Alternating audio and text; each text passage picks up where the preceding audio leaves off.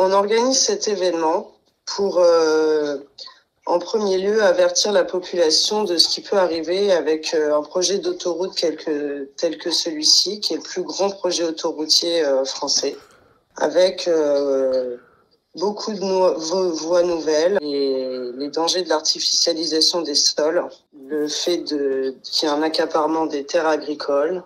Moi, je me sens concernée, effectivement, si elle passe en autoroute. Mes terres sont effectivement dans la zone d'impact que le concessionnaire devra prendre en compte pour la compensation aux agriculteurs. Mais mes parents ont déjà vécu un remembrement en 92 quand elle est passée en 2 fois 2 voies et qui était une sécurisation pour les villages. Aujourd'hui, ce qu'on nous propose, c'est de la mettre en autoroute, ce qui va créer des zones accidentogènes et un département qui refuse de prévoir des voies secondaires puisqu'ils n'ont pas les moyens. Ouais. Ce qui est gravissime, c'est que c'est un projet à plus d'1 milliard d'euros. À un moment où on n'a pas besoin de ça, puisque ça serait de la dépense publique, alors que les Auréliens ont déjà payé cette route. Et malheureusement, le trafic prouve que la voie, par exemple, entre Chartres et Dreux ne sera pas rentable. Or, les agglomérations de Dreux et Chartres commencent déjà à vouloir voter des subventions d'équilibre pour redonner aux concessionnaires. Donc, on sera les doubles perdants, puisqu'avec nos impôts, on repaiera encore cette perte financière aux concessionnaires. D'accord. Alors ce projet en fait d'autoroute, c'est un vieux loup de mer qui date presque une trentaine d'années maintenant. Il y a le ministre des Transports qui est passé la semaine dernière. Il annonce que ce dénouement devrait prendre fin d'ici la fin de l'année.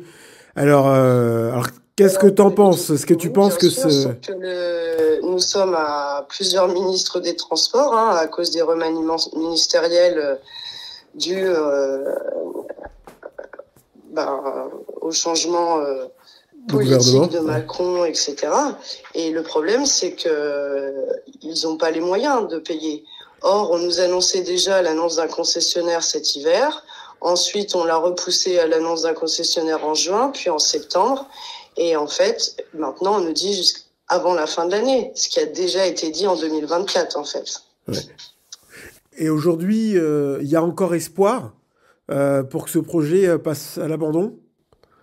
Tout à fait, puisque en fait, les voies de recours n'ont pas été utilisées, contrairement à la 69. Si tu veux, tant que le concessionnaire n'est pas choisi, on ne peut pas faire de recours administratif et autres. Donc oui, on peut bloquer ce projet encore très longtemps. D'accord. Alors, avant de revenir sur l'événement, une dernière question en réponse, pour reprendre un petit peu le truc, en réponse à ce que disent les élus, l'importance, ils parlent de désenclavement du département en Eure-et-Loir et l'économie que ça pourrait apporter, les emplois que ça pourrait apporter.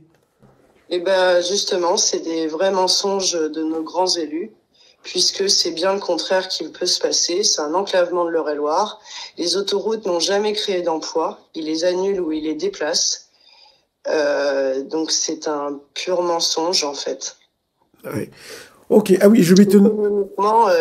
il faut savoir que 70%, par exemple, des transporteurs français ne peuvent pas utiliser les autoroutes. Donc, ce qui est aussi un souci pour nos transporteurs auréliens. Ouais, d'accord. Et du coup, alors c'est samedi-dimanche? Alors, c'est samedi-dimanche, puisque le samedi, on a 3 tables rondes organisées. Et puis, un petit spectacle de théâtre en fin d'après-midi. Et après, on enchaîne avec des musiciens, des concerts. Et le dimanche, en fait, il y aura un petit marché le matin. Ouais. Une autre table ronde organisée et une assemblée des luttes, puisque nous avons le collectif de la déroute des routes qui nous accompagne aussi. Notre collectif, je fais partie du collectif non à la 154 à 120, puisque effectivement, ce que les Euréliens du Nord ne savent pas trop, c'est que la DUP posée en 2018 par Macron autorise la privatisation entre Houdan et Dreux. L'Assemblée des luttes, en fait, il y aura surtout des collectifs d'Île-de-France, de région Centre ainsi que de la région Normandie.